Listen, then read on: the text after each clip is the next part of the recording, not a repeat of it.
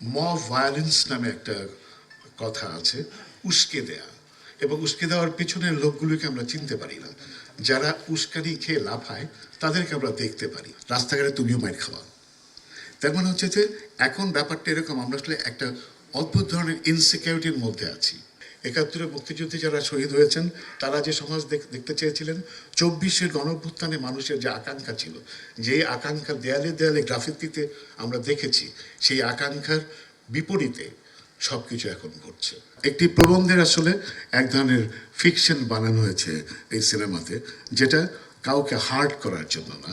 আমরা স্বৈরাচারের মধ্যেও ছিলাম, আমরা বেঁচে ছিলাম, একদম প্রখর জাতীয়তাবাদী চিন্তার মধ্যেও আমরা বেঁচে থেকেছি। এই সিনেমার স্ক্রিপ্টটা যখন আমার কাছে প্রথম আসে, তখন আমি বলেছিলাম যে, তখন এই স্ক্রিপ্টটা পড়া হয়নি। আমার প্রথম মনে পড়েছিল, বিভিন্ন রেস্টুরেন্টে আগে দেখতাম লেখা আছে এখানে রাজনৈতিক আলোচনা নিষিদ্ধ।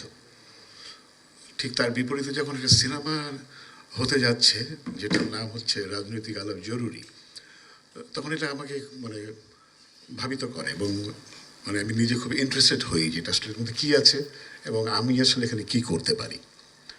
তো একটু আগে যেটা বলে গেল, যেটা বাংলাদেশের পলিটিক্যাল হিস্ট্রির একটা রিফ্লেকশন এটার মধ্যে আছে এবং একটা নির্লিপ্ত জায়গাও এখানে আছে যে স্ক্রিপ্টের মধ্যে এবং বানানোর ক্ষেত্রে যেটা দেখা গেছে যে পক্ষপাতিত্ব না, বরং অন্তর্ভুক্তিমূলক। এবং আমরা কেউ ইতিহাসের বাইরে না, ইতিহাসের যেসব অনুষঙ্গের সাথে আমরা সরাসরি জড়িত, তার কিছু কিছুকে আমরা বলতে পারি যেটা আমি ধারণ করি না, এর সাথে আমি নাই, কিন্তু আসলে আপনি আছেন, আপনি আমরা স্বৈরাচারের মধ্যেও ছিলাম, আমরা বেঁচে ছিলাম, একদম প্রখর জাতীয়তাবাদী চিন্তার মধ্যেও আমরা বেঁচে থেকেছি, থাকতে হয়েছে আমাদের, এবং কখনো কখনো মৌলবাদের উত্থানও সঙ্গী হয়েছে অথবা প্রত্যক্ষদর্শী হয়েছে আমরা। তা আমরা এই ইতিহাসের পুরো অংশটারই একটি অংশ। এবং সেই জায়গা থেকে এই সিনেমাটির স্ক্রিপ্ট যখন আমরা পড়া শুরু করলাম, আমাদের একটা বড় স্বাধীনতার জায়গা তৈরি হয়েছিল। ওইখানেও আমরা ডিবেট করেছি নানান ডিসকোর্সেস এবং যে প্রাসঙ্গিকতা নিয়ে ইতিহাসের কোনো জায়গায় আমরা কি ক্ষুণ্ণ করলাম কি না, অথবা কোনো পক্ষপাতিত্ব আমাদের মধ্যে আছে কি না, এই নিয়ে আমরা সারাক্ষণ কথা বলেছি। একদম মানে আমরা যখন প্রথম থেকে মহড়া করি তখন থেকে শটের আগ পর্যন্ত, শটের আগেও দেখা গেল আমরা ডাইরেক্টরকে বলছি যে এই সংলাপটা কি রেফার করছে, এই সংলাপটা কি সত্যকে বলছে নাকি আমরা আমাদের মতো একটা ইন্টারপ্রিটেশন দেওয়ার চেষ্টা করছি। আমাদের অথবা সিনেমার সাথে আমরা যারা সংশ্লিষ্ট আছি, গল্প বলার থেকে শুরু করে স্ক্রিপ্ট রাইটিং পর্যন্ত, সবার একটা দৃষ্টিভঙ্গি ছিল যেটা হচ্ছে নিজের একান্না। যা আলোচনা এবং যেসব সমালোচনা অথবা যেসব বিশ্লেষণ এই পর্যন্ত হয়েছে, সেটা সাহিত্যে হোক, প্রবন্ধের সাহিত্য হোক, যেখানেই হোক, সেগুলোর থেকেই কিন্তু আমরা নিয়েছি। আমরা বানোয়াট কোনো গল্প বলার চেষ্টা করিনি। এবং আমরা একদম সিনেমা শেষ দিন পর্যন্ত নানান ধরনের ডিবেট নিজেরাই করেছি যে আমি কি এই সংলাপটা বলা যেতে পারে কি না, এই সংলাপ কি আমি আমার নির্লিপ্ত জায়গাটিকে, ইম্পার্সোনাল একটা জায়গাকে কি রিফ্লেক্ট করে কি না। কারণ আমরা যখন সিনেমা করতে যাই, এই সিনেমাটা আসলে সিনেমা হওয়ার কথা না, একটা প্রবন্ধ হওয়ার কথা। এটা হলো বড় একটা প্রবন্ধ, যেটা দেখা গেল যে হয়তো আনু মোহাম্মদ লিখলেন একটি প্রবন্ধ, সেই প্রবন্ধটি এখন, অথবা আমি আনু মোহাম্মদ বলে ফেলেছি, এটা যেই হইতে পারে, সিক্সারও হতে পারে। এখন এই প্রবন্ধটিকে এখন যদি বলা হয় যে আপনি এটাকে একটা কবিতা লেখেন এটা দিয়ে, অথবা এটা দিয়ে একটা সিনেমা বানান, অথবা যেটাকে একটা নন ফিকশন থেকে আপনি ফিকশনে নিয়ে আসেন, এটা একটা দুরূহ কাজ।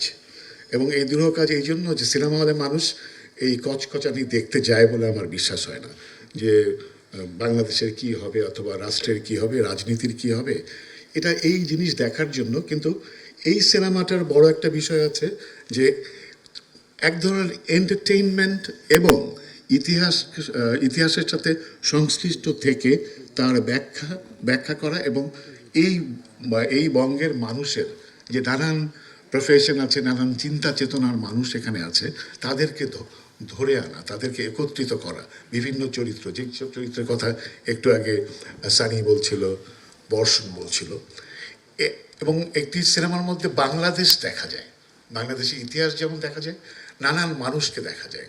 এবং আমরা যে ২৪-এর গণঅভ্যুত্থানে যে বড় একটি বিষয় মানুষের আকাঙ্ক্ষার মধ্যে ছিল, আমার মধ্যে অন্তত যে আকাঙ্ক্ষাটি ছিল যে একটি অন্তর্ভুক্তিমূলক সমাজ এবং পরস্পরের প্রতি শ্রদ্ধা। চিন্তা চেতনায় আপনার সাথে আমার অনেক পার্থক্য থাকতে পারে, কিন্তু তার মানে এই নয় যে আপনার রক্ত আমি চাই। আমার বিপরীতে আপনি আছেন দেখে আপনি লড়াই করছেন তা না, আমার সাথে আপনি লড়াই করছেন না, আপনি লড়াই করছেন আসলে একটা সমাজ বাস্তবতাকে আরও উন্নত জায়গায় নিয়ে যাওয়ার জন্য। সেই ক্ষেত্রে এই সিনেমাটি একটি বড় ভূমিকা পালন করতে পারে। আবার পাশাপাশি এই শঙ্কাও আমার মধ্যে আছে যে আমরা সাম্প্রতিককালে দেখেছি মব ভায়োলেন্স নামে একটা কথা আছে, উস্কে দেয়া, এবং উস্কে দেওয়ার পেছনের লোকগুলোকে আমরা চিনতে পারি না। যারা উস্কানি খেয়ে লাফায় তাদেরকে আমরা দেখতে পারি, এবং এটা কিন্তু একটা ষড়যন্ত্রের অংশ। এবং এই সিনেমার সাথে যারা সংশ্লিষ্ট আছেন তাদের প্রতি আমি মনে করি যে আমার স্ত্রী এই স্ক্রিপ্টটা পড়েছিলেন। তো আজকে যখন উনি শুনলেন যে আমি এই সিনেমার প্রেস মিটে যাচ্ছি, তখন আমাকে বললেন একটু আমার পকেটে একটা মাস্ক ছিল একটু আগে, তো উনি আমাকে মাস্কটা দিলেন, এই মাস্কটা দিয়ে বললেন একটু পড়ো, এবং সেটা বললে আমি শ্বাস নিতে পারি না, বলছিলাম 2-1 দিন পড়ো, কারণ হচ্ছে যে রাস্তাঘাটে তুমিও মাইর খাওয়া। তার মানে হচ্ছে যে এখন ব্যাপারটা এরকম, আমরা আসলে একটা অদ্ভুত ধরনের ইনসিকিউরিটির মধ্যে আছি। কারণ হচ্ছে যে আপনি যে কোনো সময় টার্গেটেড হয়ে যেতে পারেন। আপনি যদি মুক্ত চিন্তার মানুষ হন, সবচেয়ে কঠিন সময় আপনার জন্য। আপনি কোন ধর্মের হচ্ছেন না কি হচ্ছেন তার চেয়েও বড় হচ্ছে আপনি মুক্ত চিন্তার মানুষ হচ্ছে সবচাইতে প্রান্তিক, এবং তারা সবচাইতে বড় সংখ্যালঘু। এবং আমি মনে করি এই সংখ্যালঘুদের যত ধরনের নিরাপত্তাহীনতা থাকে সব আমাদের মধ্যে আছে। বিশেষ করে এখানকার যারা এখানে বসে আছেন, তারা আমি সৃজনশীল কাজের সাথে নানানভাবে যারা জড়িত, শুধু অভিনয় নয়, এবং এমনকি সংবাদকর্মী যারা আছেন, সবাই আসলে প্রান্তিক এবং সবচেয়ে ছোট অংশের মানুষ আমরা যদি শতকরা হিসাব করি। এবং আমাদের নিরাপত্তা বলেন অথবা যুথবদ্ধ থাকার এটা হচ্ছে সবচেয়ে বড় কঠিন সময়।